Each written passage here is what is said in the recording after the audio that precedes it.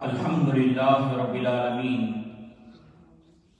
والصلاة والسلام علی اشرف الانبیاء والمرسلین اما بعد فاعوذ باللہ من الشیطان الرجیم بسم اللہ الرحمن الرحیم قال انی عبد اللہ آتانی الکتاب وجعلنی نبیا وجعلنی مبارکا اینما کنت واوصانی بالصلاة والزکاة ما دمت حیا۔ صدق اللہ العظیم۔ اللہم صلی علی سیدنا و مولانا محمد معدن الجود والکرم وآلہ و اصحابہ و ابنہ الکریم وبارک وسلم۔ اللہ رب العزت کی توفیق اور اس کی عنایت سے جمعۃ المبارک کے اس بابرکت دن ہم اپنے خالق و مالک کی بارگاہ میں حاضر ہیں۔ دعا کیجئے اللہ رب العزت اپنے فضل و کرم سے اس حاضری کو قبول فرمائے اور زندگی کے آخری سانس تک وہ اپنی چوکھٹ پر سجدہ ریزی کی لذت نصیب فرمائے۔ حضرات، گزشتہ جمعۃ المبارک میں ہم ذکر خیر کر رہے تھے اللہ کے جلیل القدر پیغمبر حضرت سیدنا عیسیٰ علیہ السلام کا اور آپ کی والدہ ماجدہ حضرت سیدہ مریم سلام اللہ علیہا کا، اور اس مناسبت سے سورہ آل عمران کی جو 38ویں آیہ مبارکہ ہے وہاں ہماری گفتگو پہنچی تھی کہ حضرت سیدہ مریم حضرت زکریا علیہ السلام کی کفالت میں مسجد اقصی کے ایک حجرے کے اندر عبادت فرماتی ہیں، اور اس حجرے میں جب حضرت سیدنا زکریا علیہ السلام داخل ہوتے ہیں تو وہاں بے موسمی پھل پاتے ہیں۔ باہر سے دروازہ لاک ہے اور اندر بے موسمی پھل موجود ہیں، اور اس کا ذکر اللہ رب العزت نے اپنے پاک کلام کے اندر فرمایا جہاں ہماری بات جہاں تک پہنچی تھی۔ یہ 37ویں جو آیت مبارکہ ہے اس میں اللہ رب العزت نے اس کا ذکر فرمایا، کلما دخل علیہا زکریا المحراب، اور جب کبھی ان کی نماز پڑھنے کی جگہ پر زکریا علیہ السلام تشریف لاتے وجدا عندہا رزقا، تو اس کے پاس نیا رزق پاتے، پھل پاتے، اور پھر انہوں نے ان سے سوال کیا، پوچھا ان سے، قال یا مریم ان لک ھذا، یہ تمہارے پاس کہاں سے آتے ہیں؟ یہ جو بے موسمی پھل ہیں کہاں سے آتے ہیں؟ اللہ اکبر۔ قالت هو من عند اللہ، آپ نے جواب میں ارشاد فرمایا یہ اللہ کی طرف سے ہے، ان اللہ یرزق من یشاء بغیر حساب، اللہ جسے چاہتا ہے بے شمار بے حد و حساب رزق عطا کرتا ہے۔ تو یہ یہاں تک ہماری بات جو تھی وہ چل رہی تھی، اور جو بات پھر ابھی میں نے آپ حضرات کی خدمت میں عرض کی تھی کہ اس مقام پر پھر قرآن نے یہ ذکر کیا کہ سیدنا زکریا علیہ السلام جن کی اولاد نہیں تھی اور بڑھاپا تھا، عمر کا آخری حصہ ہے، جب وہ بے موسمی پھل دیکھے، وہ کرامت ان کی دیکھی، تو اس مقام پر کھڑے ہو کر اللہ سے پھر دعا مانگی، اس مقام پر کھڑے ہو کر اللہ رب العزت کی بارگاہ میں دعا مانگی حضرت زکریا علیہ السلام نے۔ ہنالک دعا زکریا ربہ، اپنے رب سے اس مقام پر، اس محراب اور عبادت والی جگہ پر جہاں ایک اللہ کی بندی نبی کی ماں جس جگہ پر عبادت کرتی ہے، اس جگہ پر کھڑے ہو کر اللہ کے نبی نے دعا مانگی رب کی بارگاہ، اور دعا اللہ کی بارگاہ میں کی۔ باری تعالیٰ قال رب هب لی من لدنک ذریۃ طیبۃ انک سمیع الدعاء، اے میرے رب مجھے اپنی بارگاہ سے پاکیزہ اولاد عطا فرما، نیک اولاد عطا، صالح اولاد عطا فرما، انک سمیع الدعاء، بے شک تو ہی دعا کا سننے والا ہے۔ تو تو ہم بات یہ کر رہے تھے اس مقام پر حضرات کہ جس جگہ پر اللہ کی رحمتوں کا نزول ہو، جس جگہ پر صالحین کا وجود موجود ہو، جس جگہ پر اللہ کے نیک بندے موجود ہوں، صالحین کے مقامات ہوں، انبیاء کے جسم ہوں، نبی کے مزارات ہوں، ایسے مقامات پر دعا کرنا اللہ رب العزت کی بارگاہ میں کہ یہ برکت والی جگہ ہے، اس مقام پر میں اللہ سے دعا کروں گا تو اللہ میری دعا کو قبولیت کا شرف عطا فرمائے گا، رب کی بارگاہ میں قبول ہوگی، اس امید کے ساتھ رب سے سوال کرنا، یہ نبیوں کا طریقہ، کیونکہ سیدہ مریم جو ہے وہ نبی کی ماں ہے، جن کی عظمت، جن کی طہارت، جن کی پاکیزگی، جن کی عظمت شان اللہ نے قرآن میں بیان کی، اور اس مقام پر نبی دعا کر رہے ہیں۔ زکریا علیہ السلام کا بڑا مقام و مرتبہ ہے، لیکن وہ اس مقام پر دعا کرتے ہیں، اللہ اکبر۔ اور یہی ہمارا، کیونکہ جو اولیاء اللہ کے، صالحین کے، انبیاء کے، نیک لوگوں کے جو وجود ہوتے ہیں نا جسم، یہ بھی برکت والے ہوتے ہیں۔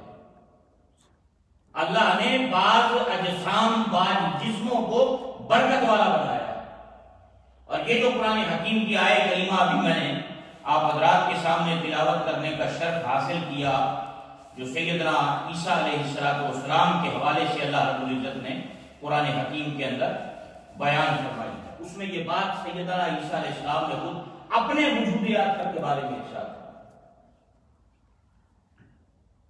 حضرت سیدہ مریم کے گھر پیدائش ہوئی، آپ اٹھا کر لائیں، چھوٹا سا بچہ ہے، دودھ پی رہا ہے، ماں کی جھولی میں ہے، اور جب اپنے بیت المقدس کے قریب آئیں اور اس علاقے میں پہنچی اور لوگوں نے دیکھا، اور بنی اسرائیل کے لوگوں نے دیکھا کہ یہ بچہ اٹھایا ہوا آ رہی ہیں، لوگ جمع ہو گئے، اور جمع ہو کر طرح طرح کے اعتراضات کرنے لگے کہ بغیر شادی کے، بغیر باپ کے بیٹا کیسے پیدا ہو گیا۔ لوگوں نے باتیں، اعتراض، گفتگو شروع کر دی وہاں، اور قرآن حکیم نے وہ سارا بیان کیا، وہ واقعہ اگلی جو آیات مبارکہ ہیں سورہ مریم کی اور دیگر مقامات پر، اللہ اکبر۔ فآتت بہ قومہا تحملہ، پھر وہ اٹھائے ہوئے بچے کو آئیں، اللہ اکبر۔ قالوا، وہ بولے، یا مریم لقد جئت شیئا فریا، اے مریم تو نے تو بہت بڑی بات کر دی، تیری شادی نہیں ہوئی، تیرا خاوند نہیں ہے، تیرے گھر بیٹا کیسے آ گیا، یہ تو بہت بڑی بات ہے۔ قرآن حکیم وہ ساری باتیں جو ہے وہ بیان فرماتا ہے، اللہ اکبر۔ پھر انہوں نے کہا، یا ابن ہارون، اے ہارون کی بہن، ما کان ابوک امرأ سوء وما کانت امک بغیہ، نہ تیرا باپ برا آدمی تھا، نہ تیری ماں بری تھی، یہ بچہ کہاں سے آ گیا؟ تیرا گھرانہ عظمت والے لوگوں کا گھرانہ ہے، تیرا والد نے، تیری ماں نے، تو اس بچے کو لے کر آ گئی ہے، کہاں سے آیا یہ بچہ تیرا؟ اللہ حضرت یہ جو یہاں ہارون کہا نا قرآن حکیم نے، اخت ہارون کہ ہارون کی بہن، اس کی تفسیر میں مفسرین کرام بیان فرماتے ہیں، ایک تفسیر تو اس کی یہ بیان کی کہ یہ حضرت مریم کے بھائی تھے جن کا نام ہارون، دوسری تفسیر کہ بنی اسرائیل میں ایک شخص تھا جو بہت عبادت گزار اور متقی پرہیزگار تھا، اس سے تشبیہ دی گئی، اس نیک انسان کے ساتھ تشبیہ دی گئی سیدہ مریم، اس لیے ہارون کی بہن کہا۔ اور تیسری بات، تیسرا قول جو مفسرین نے اس حوالے سے بیان فرمایا تفسیروں کے اندر، وہ فرماتے ہیں کہ اس سے مراد حضرت موسیٰ علیہ السلام کے جو بھائی حضرت ہارون علیہ السلام ہیں وہی مراد ہیں، چونکہ آپ ان کی نسل میں سے تھے، اس لیے ان کی طرف منسوب کیا گیا۔ فرمایا تیرا والد نے، والدہ نے، یہ بغیر باپ کے بچہ کیسے پیدا ہو گیا؟ یہ قرآن حکیم نے ذکر فرمایا، اللہ اکبر۔ تو اس موقع پر پھر انہوں نے اللہ رب العزت کے حکم سے رب کریم نے ان کے دل میں بات ڈالی، اور انہوں نے پھر لوگوں کی جانب اشارہ کرتے ہوئے آپ نے اشارہ دلائی، اس بچے کی طرف اس طرح اشارہ کیا، آپ نے فرمایا میں نے نہیں بولنا، میں نے چپ کا روزہ رکھا ہوا ہے، پچھلی امتوں میں چپ کا روزہ بھی ہوتا تھا، جس طرح ہم صبح سحری سے افطاری تک کھانے پینے اور ان تمام چیزوں سے پرہیز کرتے ہیں، پچھلی امتوں میں چپ رہنے کا روزہ بھی ہوتا تھا کہ میں اس وقت سے لے کر اس وقت تک میں نے بولنا ہی نہیں. کہ ہماری نبی پاک علیہ السلام کی امت پہ تو نہیں، اور میں تو چپ کا روزہ رکھا ہے، آج میں نہیں بولنا. اینو پوچھو سیدہ مریم نے گود میں اٹھائے ہوئے بچے کی طرف اشارہ کیا، اس سے پوچھو. فاشارت الیہ، بچے کی طرف اشارہ کر دیا. آگے سے وہ کہتے ہیں قالوا کیف نکلم من کان فی المہد صبیا، یہ کیسے بات کرے گا، یہ تو ماں کی جھولی میں ہے ابھی، یہ چھوٹا سا بچہ جو دودھ پیتا بچہ یہ کیسے بولے گا. یہ قرآن حکیم وہ سارا واقعہ اللہ رب العزت کے پاک کلام کا اللہ رب العزت نے یہاں پر بیان فرمایا. اللہ واشارت الیہ قالوا کیف نکلم من کان فی المہد صبیا، وہ کہتے ہم اس سے کیسے بات کریں، یہ تو تیری جھولی میں ہے، دودھ پی رہا ہے، یہ کیسے بات کرے گا. اللہ. اور حضرت بات کہتے ہیں اس موقع پر جب یہ گفتگو چل رہی تھی، بہت سی ایسے واقعات مفسرین نے بیان فرمایا. ایک عورت تھی، اس نے تھپڑ مارنے کے لیے ہاتھ آگے بڑھایا سیدہ مریم. لوگ اکٹھے تھے. اب یہ واقعہ بڑا عجیب و غریب واقعہ تھا، لوگوں کے لیے ایک بہت بڑا واقعہ تھا کہ ایک خاتون کی شادی نہیں ہوئی، اس کا نکاح نہیں ہوا، اور وہ بچہ اٹھا کر لے آئی ہے. اب وہ ساری قوم جمع ہے، بنی اسرائیل کے لوگ جمع ہے، طرح طرح کی باتیں، 100 طرح کے اعتراض جس کے منہ میں جو آئے وہ کہہ رہا ہے کھڑے.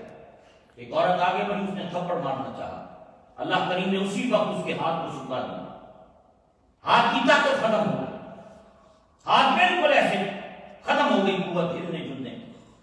یہ واقعہ بھی اس موقع پر حضرت باپ نے روایت فرمایا کہ ایسا واقعہ بھی پیش آیا. ایک مرد نے اس وقت آپ پر الزام لگایا، آپ پر تہمت لگائی. جب تہمت لگائی تو اللہ نے اسی وقت اس کو گونگا کر دیا، بولنے کی طاقت جاتی رہی. تو ایسے کئی واقعات جب سیدہ مریم پر لوگوں نے انگلیاں اٹھانی اعتراض کی، کئی ایسے واقعات اس وقت ظاہر. اور کسی پر تہمت لگانا، الزام لگانا یہ بہت بڑا جرم ہے، گناہ ہے بہت بڑا. اور ڈرنا چاہیے بندے کو اس وقت سے کہ جب اللہ کی پکڑ آتی ہے پھر انسان، پھر دنیا میں انجام ایسے لوگوں کا بہت برا ہوتا ہے. آج جس پر جو چاہتا ہے الزام کر دیتا ہے، لگا دیتا ہے بغیر سوچے سمجھے، بغیر تصدیق کیے کسی بات کی. یہ ہمارے معاشرے اور سوسائٹی کا یہ ایک روٹین بن گئی ہے، جسے جو چاہیں گے. اللہ، انہوں نے ہاتھ اٹھایا تو ہاتھ سوکھ گیا اس کا. زبان سے کسی نے کچھ کہا سیدہ مریم کے بارے میں، اللہ نے زبانیں بند کر دی.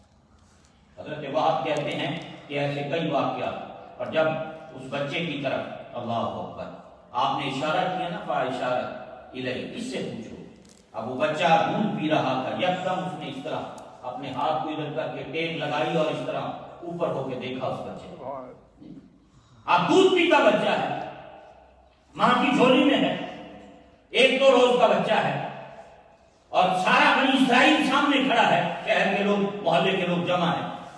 اور بچے نے یکدم اس طرح کیا، اوپر سر نکالا اور نکال کر اس طرح ان کی طرف دیکھا، اور دیکھ کر بچہ بالکل صاف زبان کے اندر کلام کرتا ہے. قال انی عبد اللہ، وہ بچہ بولا او لوگو میں اللہ کا بندہ ہوں، انی عبد اللہ، میں اللہ کا بندہ ہوں.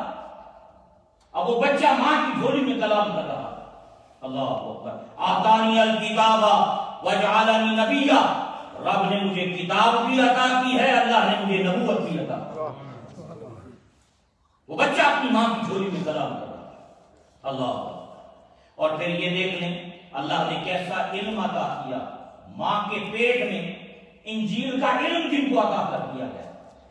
یہ وہ اللہ کے جلیل القدر پیغمبر ہے جن کو والدہ کے بطن میں کتاب کا علم اللہ نے عطا کیا.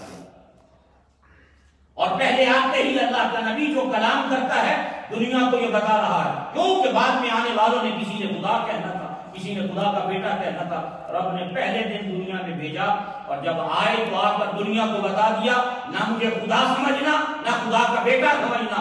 قال انی عبد اللہ، لوگوں سن لو میں تو اللہ کا بندہ ہوں، میں رب کا بندہ ہوں، نہ میں خدا ہوں نہ خدا کا بیٹا ہوں. پہلے دن سے دنیا کو، کیونکہ جو کل سوالات پیدا ہونے تھے، کل جو باتیں ہونی تھی، کل ان کے بارے میں لوگوں نے جو باتیں کہی تھی ان سب کا جواب ایک جملے کے اندر عیسیٰ علیہ السلام نے دے کر دنیا کو بتا دیا، نہ میں خدا ہوں نہ خدا کا بیٹا ہوں، بلکہ میں اللہ کا بندہ ہوں، رب نے مجھے نبی بنایا ہے، اللہ نے مجھے کتاب عطا کی۔ ماں کی جولی میں کلام فرما رہے ہیں۔ اللہ اکبر۔ حضرات دیکھیں، اب دور کرنی تھی تہمت جو ماں پر لگی، الزام دنیا نے قوم نے ماں پر لگایا کہ تیرے پاس بیٹا کیسے آ گیا۔ اب اس تہمت کا جواب اس بچے نے دینا تھا، لیکن تہمت کا جواب جب دیا تو سب سے پہلے جواب دیتے ہوئے اس بچے نے ماں کی جھولی میں جو کلام کیا، سب سے پہلے وہ یہ کیا کہ میں اللہ کا بندہ ہوں۔ سب سے پہلی بات، میں اللہ کا بندہ، انی عبد اللہ، میں اللہ کا بندہ، سب سے پہلی یہ بات فرمائی، آتانی الکتاب وجعلنی نبیا۔ اللہ اکبر۔ کیوں کہ اس تہمت کو دور کرنے سے پہلے وہ تہمت جو آپ پر لگائی جانی تھی بعد میں، اللہ کے نبی نے اس کا جواب پہلے دیا کہ کوئی مجھے نہ خدا کہے نہ خدا کا بیٹا کہے، بلکہ سن لو دنیا والو، رب کا بندہ ہوں، آتانی الکتاب وجعلنی نبیا۔ اللہ اکبر۔ اور پھر آگے فرمایا وجعلنی مبارکا، کہ اللہ نے میرے جسم کو، رب نے مجھے سراپا برکت والا بنا کر دیا۔ اللہ نے مجھے برکت والا بنا کر دیا۔ جو وجود ہوتے ہیں نا نبیوں کے، یہ برکت والے ہوتے ہیں۔ جو صالحین کے وجود ہوتے ہیں یہ برکت والے ہوتے ہیں۔ اللہ نے بعض وجودوں کو، بعض اجسام کو برکت والا بنایا ہے، اور وہ وجود چاہے دنیا میں موجود ہے تب بھی برکت والا ہے، وہ برزخ میں ہے تب بھی برکت والا ہے، جہاں وہ دفن ہے وہ جگہ بھی برکت والی ہے، وہ وجود بھی برکت والا ہے۔ یہ قرآن حکیم نے یہ بات ہمیں واضح کر کے یہ بات سمجھا دی اللہ رب العزت، وجعلنی مبارکا، رب نے مجھے برکت والا بنا۔ یہ جو ہم انبیاء کے مزارات پر جاتے ہیں، صالحین کے مزارات پہ جاتے ہیں، صحابہ کے مزارات پہ جاتے ہیں، کیوں جاتے ہیں؟ اس لیے جاتے ہیں کہ یہاں برکت والے وجود موجود ہیں، انبیاء کے جسم موجود ہیں، صالحین کے جسم موجود ہیں، اور یہ برکت والی جگہ ہے۔ مانگتے ہم اللہ سے، سوال ہم اللہ سے کرتے ہیں، لیکن ان برکت والی جگہوں پر بیٹھ کر جب اللہ سے مانگتے ہیں، سوال کرتے ہیں، تو ہمیں امید بڑھ جاتی ہے کہ اللہ اپنے فضل و کرم سے ہماری دعاؤں کو قبولیت کا شرف عطا کرے، کیونکہ ایسی جگہوں پر جس کی نسبت صالحین کے ساتھ ہو، جا کر دعا کرنا یہ زکریا علیہ السلام کی سنت ہے۔ حضرت زکریا نے اس حجرے میں اس نماز پڑھنے والی جگہ کے قریب کھڑے ہو کر دعا مانگی جہاں سیدہ مریم عبادت کرتی ہیں۔ سیدہ مریم کی مصلی والی جگہ پر دعا کرنا یہ تو قرآن نے بیان کیا زکریا علیہ السلام کے حوالے سے، تو جہاں زکریا علیہ السلام نے جا کر دعا مانگی اور سیدہ مریم وہاں پر عبادت کیا کرتی تھی، تو اس جگہ پر جہاں مدینے کے تاجدار عبادت فرمایا کرتے تھے، وہاں جا کر بھی دعا کرنی چاہیے کہ اللہ اس برکت والی جگہ کا صدقہ دعاؤں کو قبول فرما۔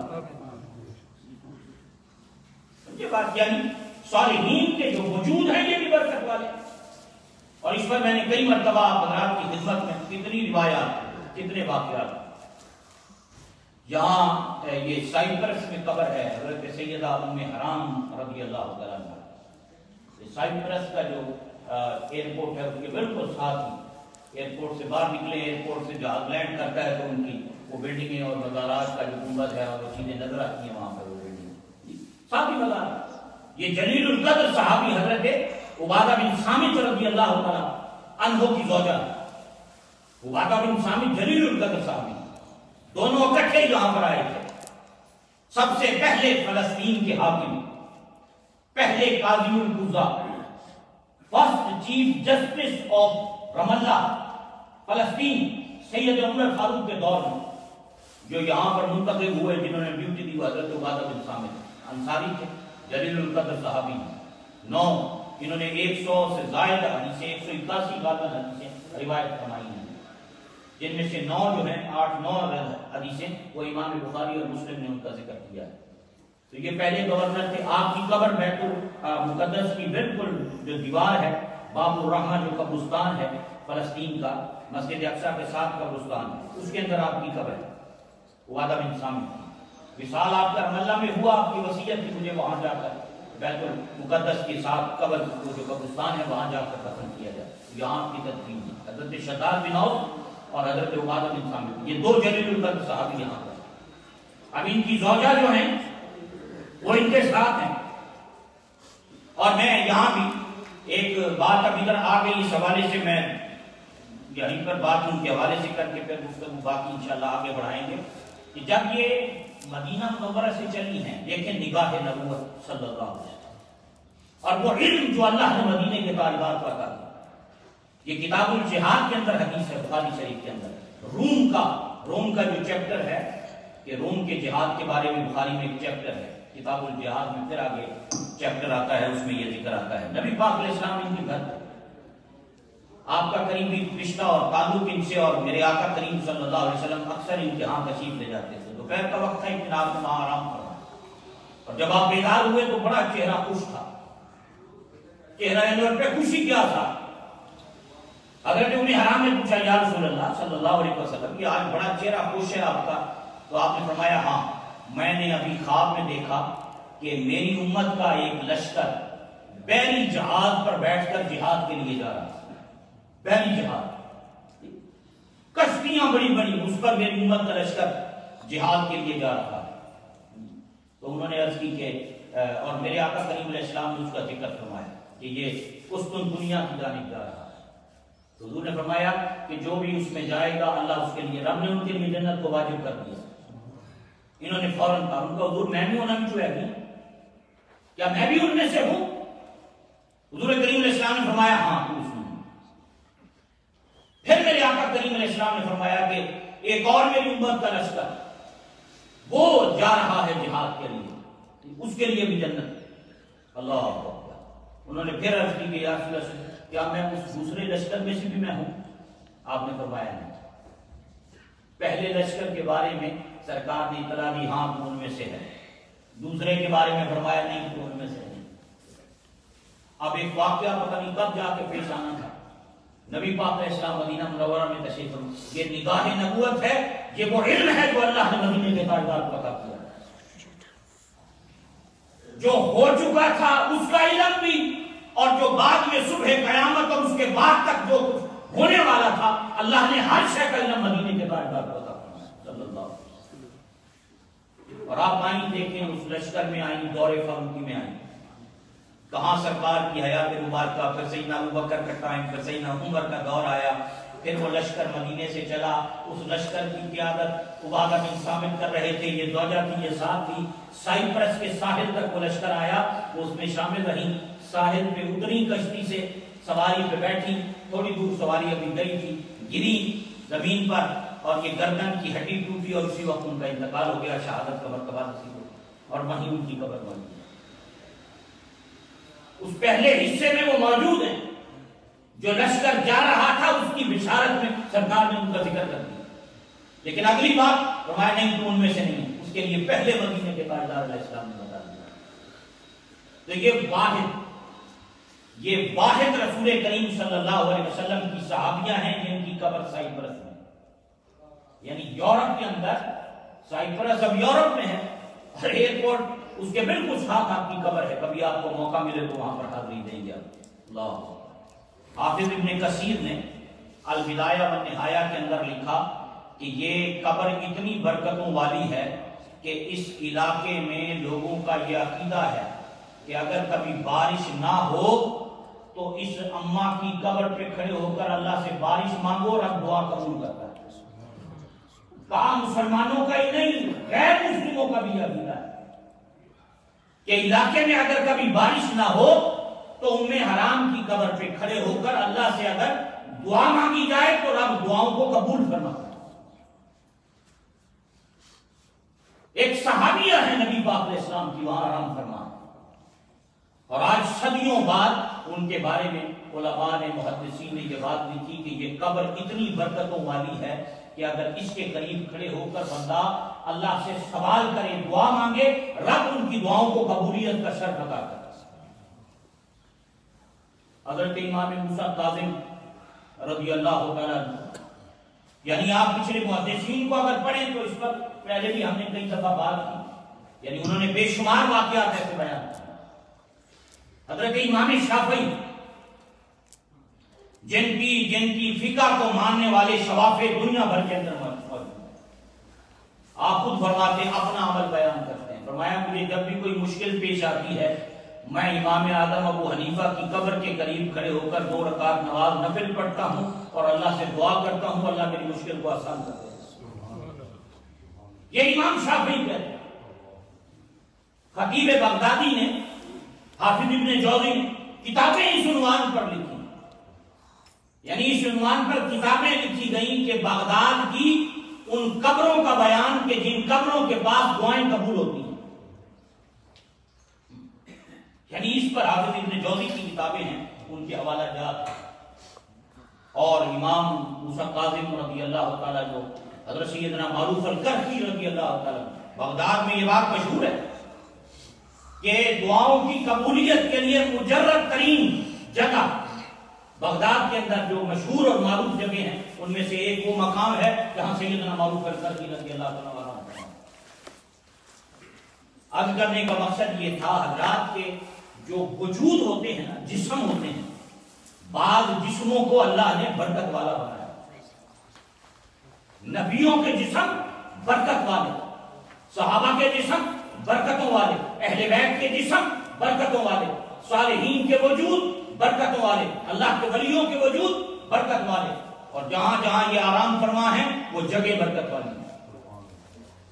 اور پھر سب سے بڑھ کر کائنات میں وہ برکت والا مقام جہاں میرے اور آپ کے آقا والا جناب محمد رسول اللہ صلی اللہ علیہ وسلم کیا حضور موجود ہے، کتنا برکت والی جگہ وہ مقام جہاں سرکار۔ اور یہ شفا شریف میں قاضی ایاز مالکی رحمۃ اللہ علیہ نے اور دیگر محدثین نے اپنی کتابوں میں یہ بات بڑی صراحت کے ساتھ، وضاحت کے ساتھ بیان کی ہے کہ جس مقام پر نبی پاک علیہ السلام آرام فرما ہے، آپ کا جسم اثر موجود ہے، اور روئے زمین کا وہ ٹکڑا جو سرکار کے جسم کو ٹچ کر رہا ہے، مس کر رہا ہے، فرمایا وہ مکہ سے بھی افضل ہے، کعبہ سے بھی افضل ہے، حتیٰ کہ عرش الہی سے بھی افضل ہے، عرش الہی سے بھی افضل ہے وہ مقام جہاں حضور آرام فرما، جہاں سرکار کا روضہ اطہر، وہ ٹکڑا زمین کا جو جسم اثر کو مس کر رہا ہے۔ قاضی ایاز مالکی رحمۃ اللہ علیہ فرماتے ہیں عرش اعظم سے بھی افضل ہے، مکہ سے بھی افضل ہے، بیت اللہ سے بھی افضل ہے۔ یعنی اللہ نے انبیاء کے وجود کو برکتوں والا بنایا، اور اس پر یہ بات آپ حضرات کے ذہن میں رہے اور یہ آپ اس کو یہ یاد رکھیں گے۔ اللہ رب العزت نے اس کا ذکر فرمایا جب حضرت عیسیٰ علیہ السلام نے کلام کیا ماں کی جھولی میں، تو آپ نے جو کلام کیا وہاں اس کا ذکر فرمایا، قال انی عبداللہ، ماں نے کہا اس بچے کو پوچھو یہ دسے گا میں کون ہوں، اشارہ کیا، ان کا یہ کیسے بولے گا؟ پھر وہ بچہ بولا سکتا، قال انی عبداللہ، میں اللہ کا بندہ ہوں۔ اللہ اکبر، آتانی الکتاب، اس نے مجھے کتاب عطا کی ہے، وجعلنی نبیہ، اس نے مجھے نبی بنایا ہے، نبوت عطا کی۔ پھر اگلی بات جو فرمائی، وجعلنی مبارکہ، اس نے میرے وجود کو برکت والا بنایا۔ نبی کا جسم، نبی کا وجود برکت والا ہے۔ عیسیٰ علیہ السلام کا ذکر کیا جن کا وجود برکت والا ہے، جو سید الانبیاء ہیں، ان کی برکتوں کا عالم پھر کیا ہوگا؟ جو حبیب ہیں خدا کے، جو محبوب ہیں، جن کی خاطر یہ سب کچھ بنایا ہے، ان کی عظمتوں کا عالم پھر کیا ہوگا؟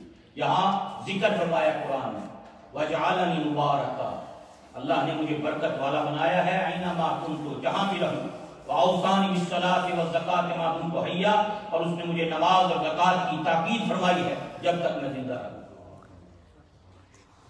ماں کی جھولی سے اعلان کرنا، بعد میں تو پھر یہ کلام کرنے کے بعد آپ نارمل بچوں کی طرح خاموش ہو، اور اس کے بعد پھر 30 سال کی عمر میں آپ نے اعلان نبوت فرمایا اللہ کے حکم سے۔ اللہ کے باقی نبیوں نے 40 سال کی، عام طور پہ دیگر انبیاء کے بارے میں یہ بات کہ 40 سال کی عمر میں سب نے اعلان نبوت کیا، کہ آپ تھوڑا وقت یہاں رہے، پھر اوپر اٹھا لیے گئے اور پھر دوبارہ زمین پر تشریف لائیں گے۔ انشاءاللہ اگلی دفعہ جو آپ کے آسمانوں کی طرف اٹھائے جانے کے حوالے سے بات ہے وہ اس پر انشاءاللہ گفتگو کریں گے، کیونکہ یہ عقیدہ بھی انتہائی اہمیت کا حامل عقیدہ ہے۔ اس پر بہت کچھ لکھا گیا، کیونکہ بعض حضرات نے یہ دعویٰ کیا ہندوستان میں جھوٹی نبوت کا اور اپنے آپ کو مسیح ہونے کا، کہ یہ کلیم سارے یہاں پر کئی لوگوں نے کیے. انہوں نے کہا میں ہی مسیح ہوں، میں ہی عیسیٰ ہوں، میں ہی نبی ہوں. کئی لوگ ایسے پیدا ہوئے جنہوں نے یہ کلیم اور دعوے کیے، اور انہوں نے پوری زندگی زور لگایا عیسیٰ علیہ السلام کی وفات کو ثابت کرنے کے لیے کہ نہیں وہ تو فوت ہو گئے، وہ جیسی عیسیٰ کی گال ہے وہ میں ہوں معاذ اللہ. تو یہ ایک دراڑ ڈالنے کی تحریک بھی ساتھ ساتھ رہی ہے. تو یہ ذہن میں رہے کہ ہمارا عقیدہ اس حوالے سے کیا ہے. الحمدللہ ہمارا یہ عقیدہ ہے اور اس پہ کوئی دوسری رائے نہیں. نبی کریم صلی اللہ علیہ وسلم خاتم النبیین، حضور کریم علیہ السلام کے بعد اب کوئی اور ایسا انسان پیدا ہوگا ہی نہیں. نبوت کا دروازہ آپ پر بند کر دیا گیا ہے، اب کسی اور کو نبوت نہیں ملنی. اللہ نے ہمارے آقا اور مولا جناب محمد رسول اللہ صلی اللہ علیہ وسلم کو آخری نبی بنا کر بھیجا. یہ عقیدہ ختم نبوت اور یہ فاؤنڈیشن ہے اسلام کی، عمارت کھڑی ہے اسلام کی اس پر. اور یہ بچوں کو پتہ ہونا چاہیے یہ بات، کیونکہ دور حاضر میں بہت سے فتنے بھی ہیں. لوگ مختلف انداز سے نظریات تبدیل کرنے کی کوشش بھی کرتے ہیں. اس لیے اس عقیدے پر پچھلے 1400 سال سے امت چلی آ رہی ہے. تو انشاءاللہ اگلی جو باتیں ہیں وہ آئندہ جمعہ المبارک میں کریں گے. اللہ تعالی ہمیں عمل کی توفیق عطا فرمائے. وما علینا الا البلاغ المبین. بہت سے حضرات نے دعاؤں کے لیے درخواست کی. اللہ تعالیٰ اپنے محبوب کریم علیہ السلام کے صدقہ رب کریم قبول اور منظور فرمائے. جو